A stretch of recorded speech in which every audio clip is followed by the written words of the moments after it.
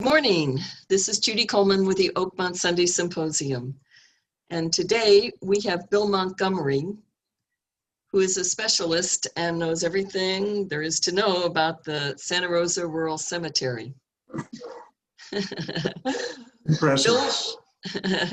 Bill was born in Philadelphia, but he's been a California resident since 1972, with the last 30 years being in Santa Rosa.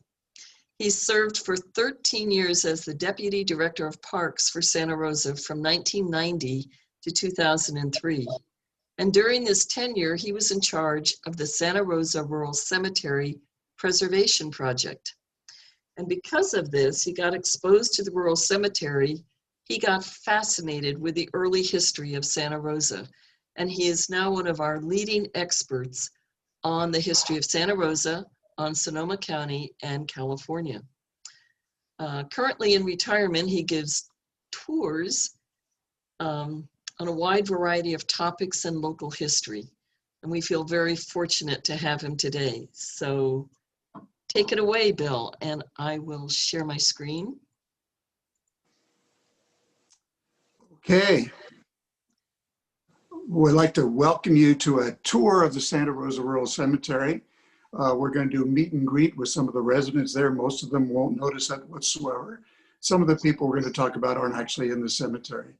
But before we get started on our walk, our virtual walk through the cemetery, let me tell you a little bit about that particular cemetery. It was established with the first burial in 1854 when a young man died in the brand new city of Santa Rosa, the brand new county seat. The county courthouse building was going up, the square was being laid out, and there was the death. So they needed something. What they decided they needed, was, of course, was a cemetery. First burial, 1854. They laid out the cemetery in detail by 1861. And over the past period of time, we've had about 5,300 burials in there. Included in those burials are veterans of most of the wars that the United States was involved in, including the War of 1812, the Mexican Wars, the Indian Wars, the Civil War, the Spanish-American War, World War I, and World War II. We do have 13 Confederates buried in the cemetery. The cemetery ultimately wound up being 5 separate cemeteries owned by various funeral directors and groups. And by 1979, it was basically abandoned. All those organizations had gone bankrupt, and the cemetery was in a horrible situation. The city took it over by eminent domain in 1979. Started with very limited resources to do a little bit of improvement, but the real improvement began by 1993 when the current Santa Rosa Rural Cemetery Preservation Association got established. So the cemetery has been maintained basically by volunteers with a little bit of city help for the past 26, 27 years.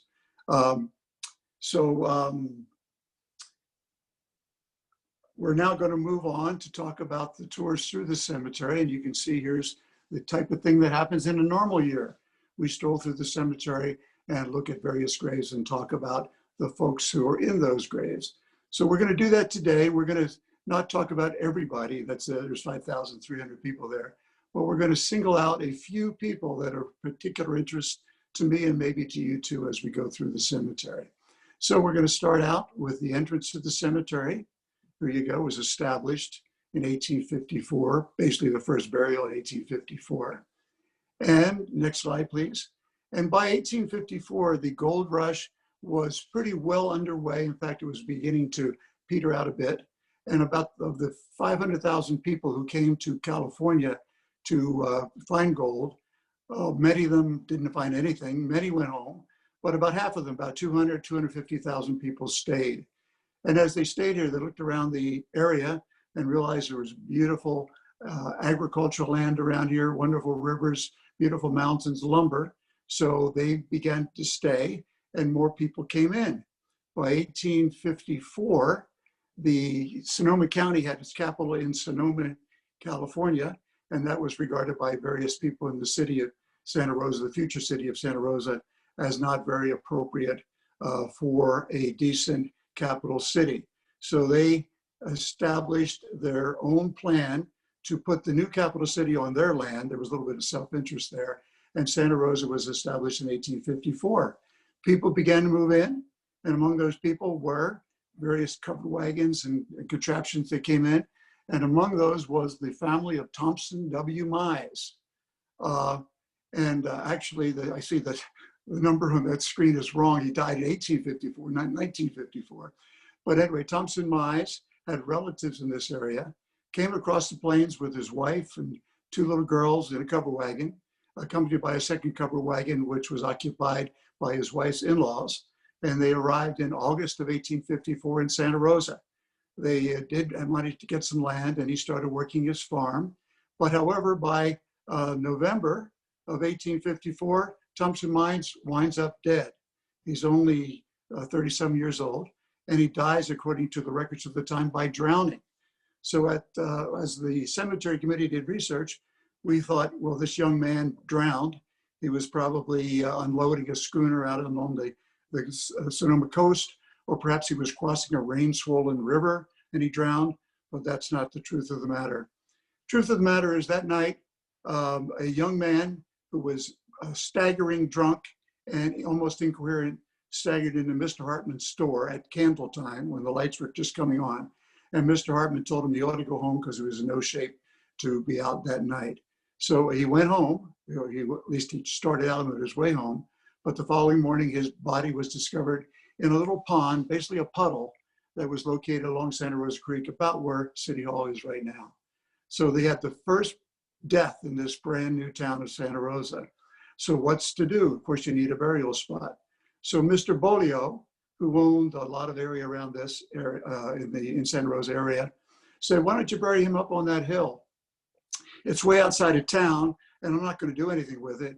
It doesn't have any vegetation on it, but why don't you put him up there? So they did, and that was the beginning of the Santa Rosa Rural Cemetery in November of 1854. And this is Thompson Mize's tombstone. Next slide. Okay, as we walk through the cemetery, we come across people that we've heard their names before and have some history that all know about. One of those is Colonel James B. Armstrong. He's the senior ranking military officer buried in the Santa Rosa Rural Cemetery, and he did fight in the Civil War. And after the Civil War, he was a newspaper man, had visited California. He had seen the benefits in the lumber and such in this area. So after the Civil War, he came west with some of his family money and decided he would get into the lumber business. So he went out into the area which we then called Stumptown, which now we call Guerneville, and he bought property and he began to log these beautiful virgin redwood trees. Now, as time went by, Colonel Armstrong realized that these trees are being logged so rapidly that someday there's not going to be any left. So as early as 1888, he set aside in his own property about an 80-acre parcel where there were large numbers of virgin trees. And he decided that should be a park, and the park should be given to the county with a small stipend for him, and then ultimately become a state park. So in 1888, he started to try to give the park to the county, and they wouldn't have anything to do with it.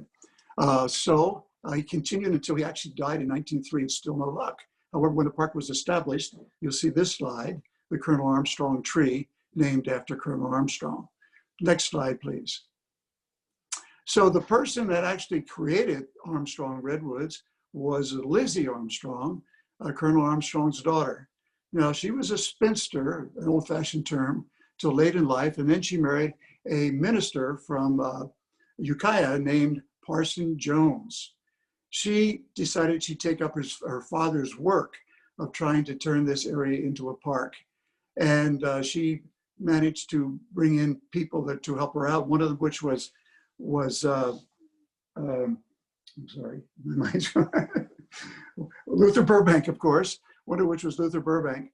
And Luther Burbank and Lizzie tried to get this taken over by the county and then the state. People in the area were said, this is ridiculous. We have redwood trees all the way to Santa Cruz and up into Oregon. There's thousands of them out there. There's never going to be a time when there are redwood trees. You're just trying to give this parcel away because it doesn't have very good trees on it. But they persevered. And you can see that we have a Parson Jones tree named after Lizzie's husband. And by 1913, the county took it on as a park. By 1935, it became a state park, and it's there for us to enjoy to this day. And here's Colonel Armstrong's plaque on his tombstone. You can see he was a colonel from Ohio in the Civil War. Next slide. And this is the family monument. Okay, next slide. Now we're going to get into three of the most interesting ladies that I've ever heard about. In Martinsburg, Virginia, in 1840s, there were three young ladies born to one family, the McGoffey sisters. Now, has anybody ever heard of Martinsburg, Virginia? You probably haven't, because there is no such place. Martinsburg is actually in West Virginia. Of course, when these young ladies were born, Martinsburg was in Virginia. West Virginia and Virginia separated during the Civil War because of their different philosophies about slavery. But these three young ladies were brought up. We know little about their background, but all three of them had some education and became school teachers. Dr. Annabelle McGoffey Stewart, who you see here, married Absalom Stewart, who became a major in the Union Army during the Civil War. And he suffered injuries during that Civil War. Back in those days, frequently wives would go with husbands, particularly if they were medical officers, and help out during the war, help with the casualties.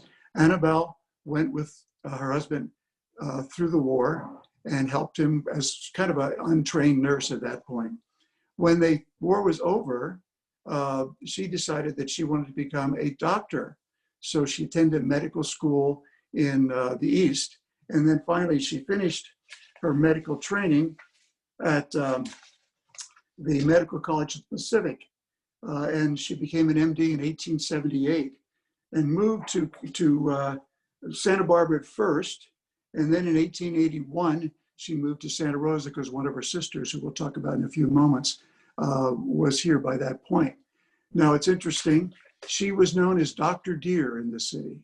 And the reason was that her specialty was bringing babies into the world. And when she died in 1914, a large fountain was dedicated at the Carnegie Library in downtown Santa Rosa. And wreaths were put on that fountain by children that she had brought into the world. There's actually stereotyped pictures of kids in white dresses and white short pants putting the monument in for Dr. Deer, Annabelle McGoffey Stewart. Next slide, please. So we have one woman who is a doctor. We have a second woman who started as a teacher again and ultimately became attorney. This was Frances McGoffey Martin, and she arrived in California in 1882, and she was a widow, and she had two children. She started teaching, and she was in Healdsburg at first and ultimately became a principal of a Healdsburg school, Healdsburg High School. And by 1888, she was elected, even though women couldn't vote, she was elected as superintendent of Sonoma County Schools, served in that role until 1992. At that point, she decided she was going to move on from education, and she got her law degree, and she was a lawyer for the rest of her life, well known for giving speeches at 4th of July events, and well known as being a big supporter of the move for women's suffrage. So the next slide, please. And then the third sister we have no picture of, Elizabeth McGoffey Bennett. And she again was a teacher. She was the first of the sisters to come to California. She was here in the late 1870s. She got to Santa Rosa in the 1880s. And at that point, she decided that she wanted to become a pharmacist. So she went to the California College of Pharmacology, only the third woman that ever went to that college. And in 1887, she had her own pharmacy at the corner of 4th and Mendocino, about where the Rosenberg building is right now. However, she didn't have it under her own name. At that point, it was decided by her, I'm assuming, that women would not be supported if they put their own name on the store. So her store was the E.M. Bennett store, not the Elizabeth McGoffey Bennett store. So these three sisters, all from West Virginia, as we know it now, became very important professionals in Santa Rosa way back in the early days, and they're all buried now at our cemetery. Okay, next slide, please. Okay, another character from the time, Dr. John Boyce. You can see a pretty impressive looking guy. And Dr. John Boyce was from Kentucky originally, got his medical degree, came west for the gold rush. So many people came west for the gold rush, and continued with a little bit of medicine, but got into various businesses. And one of the first things he did was move to the town of Franklin. If you haven't heard of the town of Franklin, it was the town that was here before Santa Rosa, and it was located about where the Flamingo Hotel is nowadays. So there he was in the town of Franklin. He built the first hotel in Franklin. He also had some other residents they had. And the town of Franklin grew by, it started about 1881, and by 1851. By 1854, it had 5 or 6 houses, it had 2, 3 saloons, it had a hotel, it had a doctor's office. However, there was a problem at that point, the problem being that other people had decided that a new county seat should be established in the county, and that was Santa Rosa, which was 1.5 miles down the creek. So the people in Franklin, I'm sure, probably tried to compete for a little while, but by 1856, 57, they decided that wasn't worthwhile. And all the buildings that were in Franklin were put on wagons or logs and rolled down and became the first buildings of Santa Rosa. And Dr. John Boyce indeed moved into Santa Rosa as one of the first doctors. So next slide, please. And by the 1869, Dr. John Boyce was doing so well in Santa Rosa as a doctor that he was able to build this house, which originally stood on 3rd Street. However, by 1903, it was going to be torn down as the business section of downtown Santa Rosa expanded, and it was moved out to here in order to save the house. So the house still stands on B Street, just south of St. Rose Church. Now, next slide, please. Now, this is Dr. Boyce's tombstone, and I have to tell you a little bit about Dr. Boyce because he was an interesting guy. Back in those days, alcohol was very prevalent.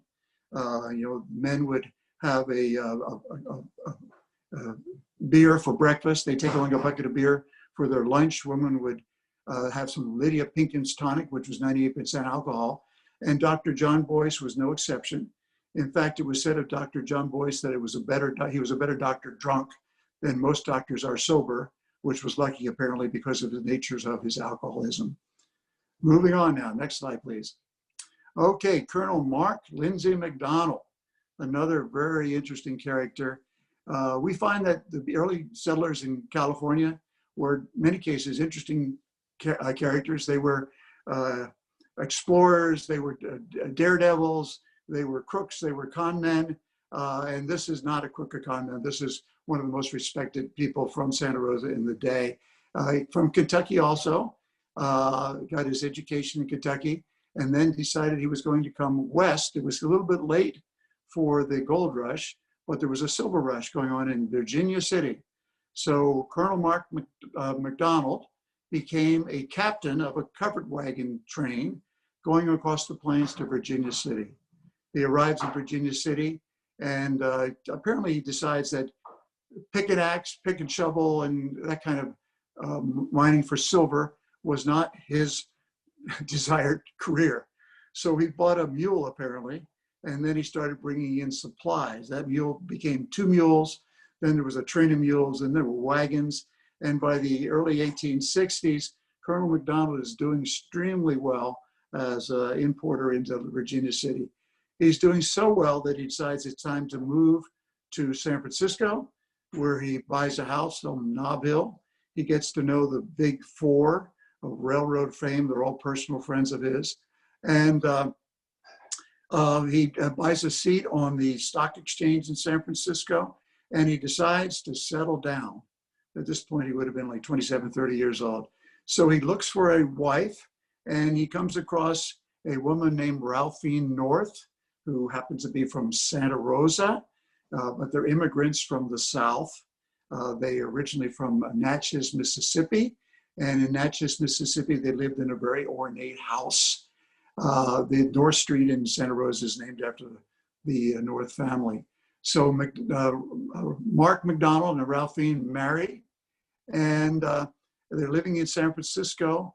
And we'll get to this in just a minute. They're living in San Francisco, And at that point, we believe that Ralphine was kind of uncomfortable. She was more of a small town girl, small city girl.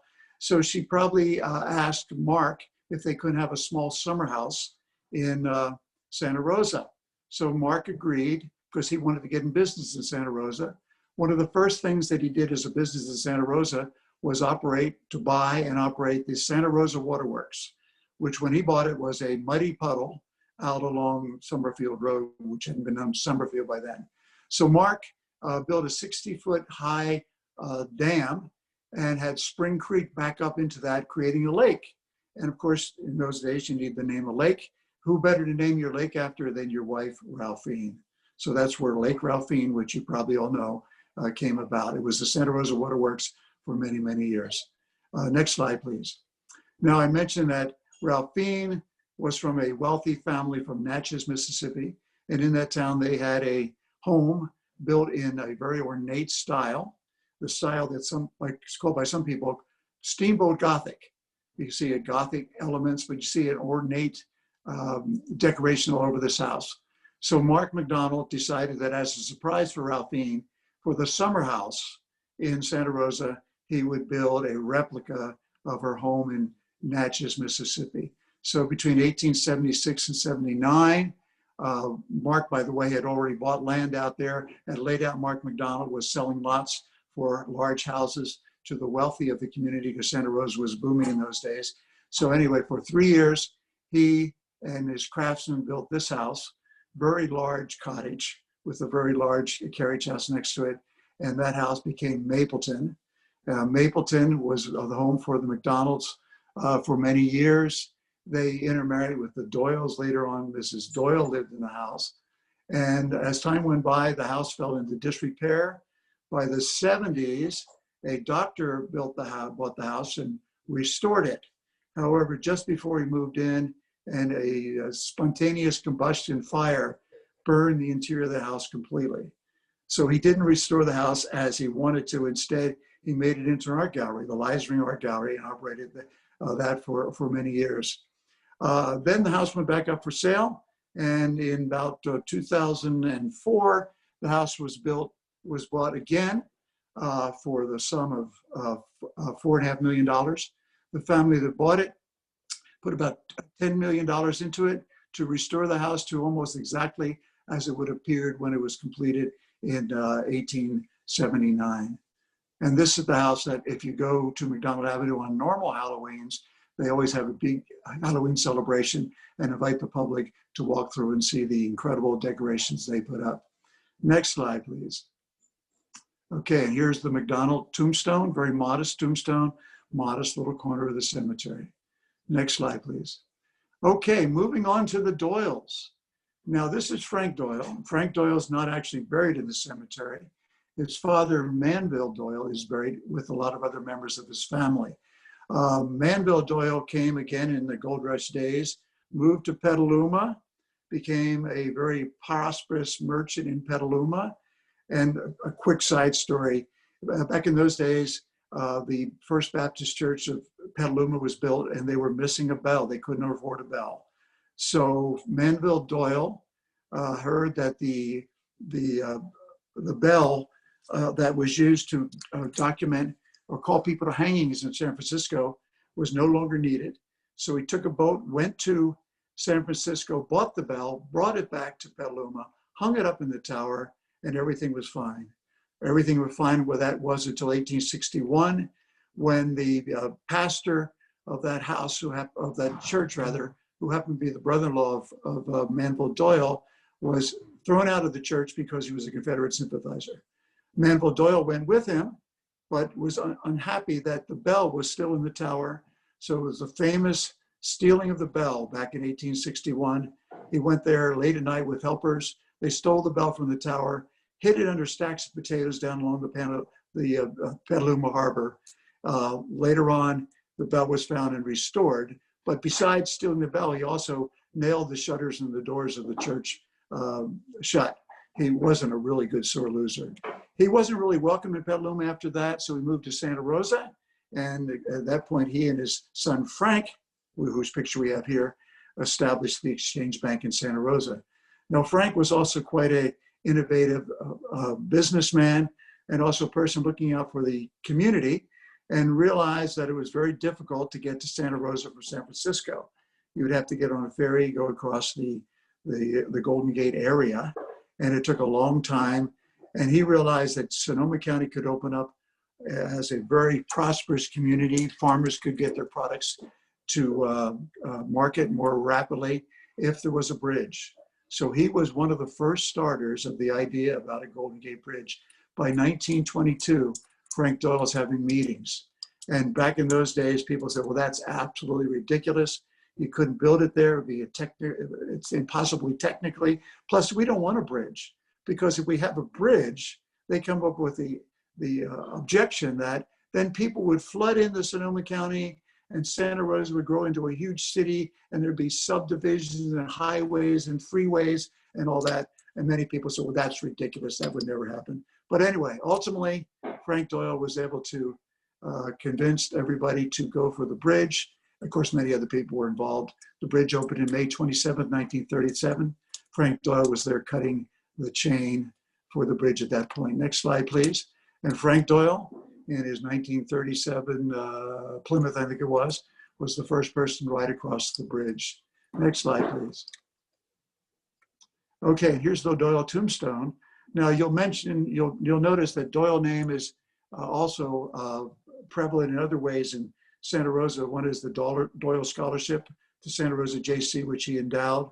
The Doyle Park. Doyle Park was named after his son, who died in Europe at the age of 13 on one of the family's trips. So they've been great benefactors to the community for many, many years. Okay, next slide, please.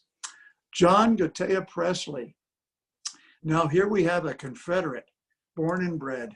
John Pressley was born in South Carolina. He was born on an island off the coast. Family was wealthy. As time went by, he read for the law with his uncle. He didn't go to school, he read for the law. And by 1861, he was a member of the South Carolina legislature that met in December 20th in Charleston and signed the Articles of Secession from the United States of America in 1861. This is a copy of that document, and John Gatea Pressley's name is on that. Following that, he joined the military, became a lieutenant colonel in the Confederate Army, was grievously wounded at the Battle of Petersburg to the point where his arm was about to be removed. However, many of the doctors in the Confederacy, many of whom had been educated in Europe, in many cases were better doctors than the Army doctors in the Union Army, realized they could do something called sectioning, where they cauterized the wound and they basically sewed his arm back on. He never got to use it again, but he had an arm for the rest of his life. And this is the gravestones of Mrs. Pressley and Colonel Pressley here at the cemetery. As I mentioned, we have about 13 Confederate veterans buried at the cemetery. Now we're going to April 18th, 1906 at 5:12 in the morning. And here's some of the headlines that arrived that day, the next day. Every building in Santa Rosa down, not true. Santa Rosa massive flames, not true. Santa Rosa's total wreck, not true. 200 to 300 die in Santa Rosa, not true. But it wasn't anything we want to talk about as favorable.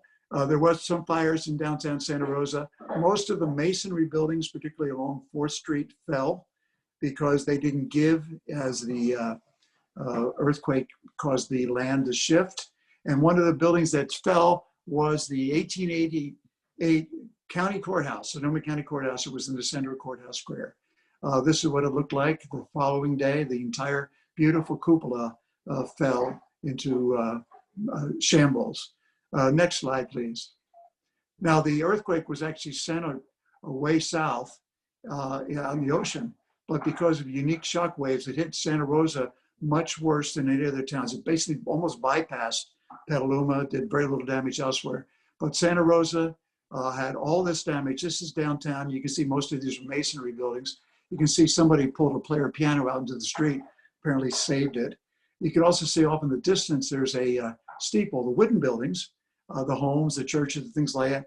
Most of them survived, but it was the masonry buildings that collapsed, mostly because the masonry was very poor, because apparently they used sand from Santa Rosa Creek for that, and there was a lot of vegetation materials in that sand, and the buildings just collapsed all around. About 100 to 110 people died in the city of Santa Rosa. This is Duncan's Mills. A train actually fell off the track, and in Duncan's Mills, which had been a hot spring spa area, two of the big hotels collapsed onto the track, so it hit Duncan's Mills hard. Moving on. And here is downtown Santa Rosa. You can see there's a wooden house behind it which suffered some damage, but the gentleman in front, who is proudly posing with his broken arm and his cane, is sitting in some masonry building that collapsed. Now, if you look in the far left of your picture, you'll see the Church of One Tree, which still stands. It was damaged. The steeple had to be removed and was rebuilt 40 feet shorter, but it still stands, not at this spot. This was at Ross and 7th Street, but down in Juilliard Park. Next slide, please. A lot of the people that died that night weren't from Santa Rosa, because most of the damage happened in the 4 larger hotels in Santa Rosa, and a lot of the people were from out of town. The night before the earthquake, on April 17th, there had been a show in town at one of the smaller theaters, and that show featured magicians and musicians, and also featured Mademoiselle Excelsior. And this is a picture of Mademoiselle Excelsior. She was a gunslinger and baton juggler, and she wore a very daring outfit for 1960, as you can see. But she died in her bed in the hotel that night and is buried at the cemetery in this mass grave, which is the next slide. Here is the grave. This is the only memorial in Santa Rosa to that huge earthquake. For many years, Santa Rosa was called the city most destroyed by earthquake in all of California. And I think if you look at the percentage of people died in the city and such, that still holds. But the stone here, which says in memory of those that died in the disaster of April 18, 1906, lists the people that died. Mrs. Seaheath was Madame Excelsior. You'll see some other names on there, like 2 John Murphys. Isn't that ironic? 2 John Murphys died that day. This particular spot in the front of the cemetery has about 27 people buried, including some persons unknown, some of which may have been numerous people, because there were fires that destroyed some bodies. There was also other people buried in the cemetery, particularly people that had family in town. They're buried in a family plot. Okay, next slide, please. Okay, now moving on to one of the most unsavory times in Santa Rosa. You think this is the quiet little town where nothing ever happened, nothing went wrong? Well, would you believe that the last vigilante hanging, probably in the Western United States, occurred in Santa Rosa in 1920. Now, San Jose contends they did it in 1935, but that's a different situation. This was really a vigilante hanging. And what happened, there was a hideout in Santa Rosa for members of the Howard Street gang out of San Francisco. And they were into everything, theft, prostitution, you name it. But they had this hangout for their vacation time in Santa Rosa. The San Francisco Police Department got wind of where they were, contacted Sonny Jim Petray, Sheriff Sonny Jim Petray of Sonoma County, and they decided they would set up an ambush on these people in the house in Santa Rosa.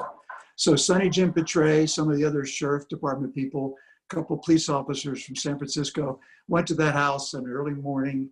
The house was on 6th Street, still is on 6th Street, and surrounded the house. However, the people in the house, including the 3 members of the Howard Street gang, came out with guns a-blazing, cut down Sheriff Petray and one of the San Francisco police officers. Sheriff Petray was from Healdsburg. The people at Healdsburg didn't take kindly to what had happened. So the people in Healdsburg decided they were going to take the law in their own hands. They were afraid they'd get away with it. So November 20th, 1920, they got into their Model Ts and such, came down to Santa Rosa, parked their cars around the square in a way that they wouldn't attract any attention. They walked into the jail. Somehow the keys had been left on the desk and there was nobody around. They went to the cells, brought out the three young men, took them to the Santa Rosa Rural Cemetery, and hung them from a locust tree. It was a saying at that time that they hung the locusts from the locust tree. And can we go back to one more? Just go back to that slide again. There we go. And after that, the people in the posse, and they actually signed commitments to one another that they would never reveal what had happened, and they never revealed what was happening. In fact, the rumor at the time was that it had been done by San Francisco police officers who had come across the ferry with their jackets on backwards, and nobody ever found what had happened. However, about 10 years ago, the sole surviving member of the posse, who was 103 at the time, and he's passed on since then, had an interview with Gay LeBaron and told them the whole story of what had happened. And Gay LeBaron has promised that someday she'll give more information about that, and we'll wait to see what happens then. Next slide, please. Okay, another one of the con men. Well, I haven't talked about too many con men, just crooks and such, but one of the most major con men of the time, who was buried at the Rural Cemetery, was General Otho Hinton. You can see he was born in 1800, early 1800, died in 1865 in Santa Rosa. But he lived a life that was worthy of several men at that point. He started well, let me give you why he became a general. In those days, wealthy men would establish their own military troops, and then the military troop would elect their officers.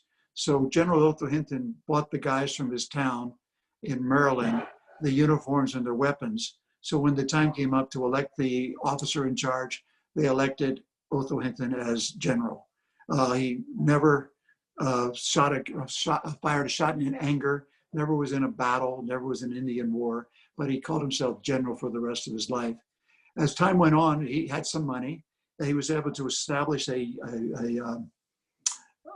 stagecoach company. Stagecoach company, however, went bankrupt, so he became an officer for another stagecoach company. So in those days, stagecoach companies would travel around the country with boxes of gold and money and cases full of greenbacks and such. And officers of stagecoach companies would have access to all those routes of the stagecoaches and keys to all the strong boxes. General Hinton, during those days, decided that maybe he needed some additional money. So as he traveled, he would help himself for about 2 to 3 years for money out of all these strong boxes and such. So ultimately it was determined there was $17,000 missing. $17,000 in the early 1850s was the equivalent of about $600,000 now. Ultimately, they discovered that Otho Hinton was the only person who could have done it. They got him in jail. He managed to get out on bail, believe it or not, and then he disappeared. So he's ultimately found, or it's rumored that he's found in New Orleans. By this point, he's after the federal marshals are after him. They go to New Orleans, and he's not there. It's rumored that he's in Cuba. Of course, they can't go to Cuba at that time. So they follow him around, and ultimately, there's a rumor he's back in New Orleans. They go to New Orleans, and they don't find him there. Then there's a rumor he's in California, and actually he is in California. So they head to California, but by that point, he's already headed out, and he's going to Hawaii. And there he is in Hawaii. And when he's in Hawaii, he decides that he's got so much knowledge and such that maybe he should study for the law. So again, he reads for the law. And by 1859, he moves to the little town of Santa Rosa. Here's General Hinton himself again. So here he is in Santa Rosa. He hangs up his shingles. He's a lawyer. And he also now has some money, probably from all the money he stole, probably brings it with him. I should have mentioned that he also deserted his wife and 8 children when he went on a lam in Maryland back in the 1850s, early 50s. So he has some money. So, and he's also well connected. Apparently he has a wonderful gift to gab because he becomes involved in various things to help the city of Santa Rosa get better. So let's proceed to the next slide, please. And the next one after that. Okay, one of the things he helps with is the square. The square that was laid in 1954 is pretty messy by that point. So General Otho Hinton, according to legend, comes up with the fence and the landscaping and the pathways. It winds up after further study that he was a member of the committee and may have donated some money, but was not the only person that did that. In those days, then it was also, as time went by, people would tell stories about how he established and built the first firehouse and bought the first fire engine. Now, he was a member of the committees that did that, but there's little record to indicate that he actually put a lot of money into those projects. So if we could go back one slide, you'll see that, or forward one slide now, we'll see that, I wanted the street slide there, the street slide. There you go, okay. Some of you from Santa Rosa a long time might remember when Hinton Avenue was on the side of the square, courthouse was old Courthouse Square, when the old courthouse was in that square. Because of what Otho Hinton had done for the city, they gave him the honor of naming a street after him, Hinton Avenue. So Hinton Avenue was there around the square. So can we move on again now? Okay, there's the square again. And this is his stone. He had no tombstone in there. Whether it disappeared, was vandalized, we don't know, because he died with some money. What's very interesting is that his wife finally found out where he was in 1865, and she was coming to meet with him. He died 3 days before she arrived. So whether or not she benefited from his money or not, we really don't know. But General Otho Hinton. Okay, and moving on to our last person, Mary Ellen Pleasant, Mammy. It's Mammy Pleasant, and she hated the name Mammy Pleasant. And she is not buried at the cemetery. However, she had contacts with people in Santa Rosa who are buried at the cemetery. Plus, she had her summer home in Glen Ellen, if anyone knows of a building called Beltane. Now, Mary Ellen Pleasant was known as the mother of, I think we need to go back to the portrait of Mary Ellen, shall we? There we go. She was known as the mother of California civil rights, but her story is absolutely incredible. She's little known. She was born in 1812, probably as a slave in Louisiana. She later became probably an indentured servant in New England for a family that was into running the Underground Railroad and abolition. So she was a Black woman. She was a very light-skinned Black woman, I should mention, probably born a slave, as I mentioned. But she became very knowledgeable about abolition, Underground Railroad, and things like that. So when she married, she and her husband both became conductors on the Underground Railroad. And as time went by, she even became a spy. She went into the South and she would bring slaves out to help them escape from slavery. As she was more well known, by 1852, she decided she better get out of the East. So she went to California. When she got to California, she used her skills as a cook and a housekeeper to establish houses where men could have meals and beds for the night. And some people say that she operated houses of prostitution. There's no evidence of that whatsoever. But she was so good at this that she became wealthy. One of the tricks she used is the men were enjoying their meals. These are wealthy men of the community. They'd be talking about investments. She would listen very carefully and she would take those investments. So by the late 1850s, she is extremely wealthy and she decides that she's going to do something big to help the issue of abolition. So she goes to the East Coast again and she provides $30,000 to this man, John Brown. She basically financed the raid on Harper's Ferry by John Brown. And shortly after that, it was interesting, at the time of the raid, when John Brown was captured, in his pocket was found a note, and the note was written by a person who signed with her initials, M.E.P., Mary Ellen Pleasant. However, her handwriting wasn't very good, so it looked like, for some reason, like a W.E.P., so they never traced her back. But she got out of town very quickly. By 1859, she's back in California. Her money is expanding. She has a business partner. They became extremely wealthy.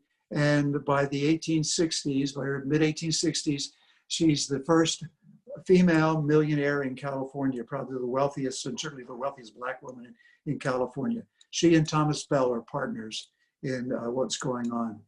So, and she's building this house. This house stood on Octavia Street in San Francisco. This was the house that was built with her wealth. She and her partner, Thomas Bell, lived there. He was married to a different woman. They probably didn't have a relationship, but again, there's all kinds of rumors about what happened. She was very secretive about her life, so that's probably the reason why you know nothing about her. Next slide, please. Okay, and this is the plaque that's on the street right there where her house stood. And you see that she's called the mother of civil rights in California. She supported the western terminus of the Underground Railway in California for fugitive slaves. She lived on that site. And she's known as the mother of civil rights because she used her money to challenge rules and laws about segregation. The most notable one she did is one time she was thrown off a cable car because she was Black. By the way, when she first arrived in California, she called herself white because she could pass as white. As soon as 1865 happened and slaves were free, she declared herself Black, and which created quite a stir because she was a wealthy woman in town. But when she was thrown off the cable car at that time, she sued the city of San Francisco and the cable car company and won in San Francisco and California courts, allowing Black people to ride on cable cars. And she proceeded then to have all kinds of operations and lawsuits to provide more rights for Black people. So next slide, please. Okay, and this is Beltane. This house still stands. If you're coming from Glen Ellen down along Highway 12, you look up just outside of Glen Ellen up to the right, you'll see this up on the hill. And this was built by her and Thomas Bell as a summer home in 1892. They even had the train that used to come down through the Sonoma Valley even had a stop at Beltane. And they would live here during the summers, and she would come into Santa Rosa, we believe, on the train, because the train came right into Santa Rosa. They lived there as a summer house, and they also lived there with Thomas Bell's wife. Beltane, by the way, is named after Bell. It's a Scottish holiday, but Beltane came because it was named after Thomas Bell. However, Thomas Bell died in the late 1890s, and at that point, his wife sued Mary Ellen Pleasant for alienation of affections. And what Thomas Bell had done is much of the legal paperwork for Mary Ellen Pleasant's properties and loans and things like that were in his name, because a woman in those days would not be great to have that woman's name on his property. So therefore, when she sued her for alienation of affection, she was able to take away most of Mary Ellen Pleasant's property. So Mary Ellen Pleasant died in a rooming house in poverty in 1903, and she's buried by friends who buried her at the Tulike Cemetery in Napa. And this is a memorial that was placed not too many years ago on her grave, and it talks about her life. And at the end of it, it says, "A friend of John Brown." That's what she wanted to have on her grave, and that's what's there to this day. So next slide, please. So there we are. There's a quick walk through the cemetery, lots of things to talk about. And this is only, 7, 8, 9, 10 of the 5,300 people buried there. So we have lots of tours. We have tours on regular years. We have general history tours. We have tours of Civil War issues. We have women's tours. We have tours about tombstones and images. We have diversity tours. We have lamplight tours, which are theater in the cemetery, which happen every September and have for the last 24 years. So it's a very active place. This year, of course, we've had none of those tours. Next year, we were going to do all the tours that have not did not happen this year. But at this point, we cannot say what will happen in 2021. So watch to see what happens. If this is over and the city opens up for tours and special events, we will be there. If not, hopefully we'll see you in 2022. So thank you very much. Thank you. Thank you very much, Bill. That was so interesting. And please join us on Sunday, October 25th at 11 a.m. for the live Q&A with Bill. The Zoom numbers will be on our website, oakmontsundaySymposium.org. Thank you very much. Thank you.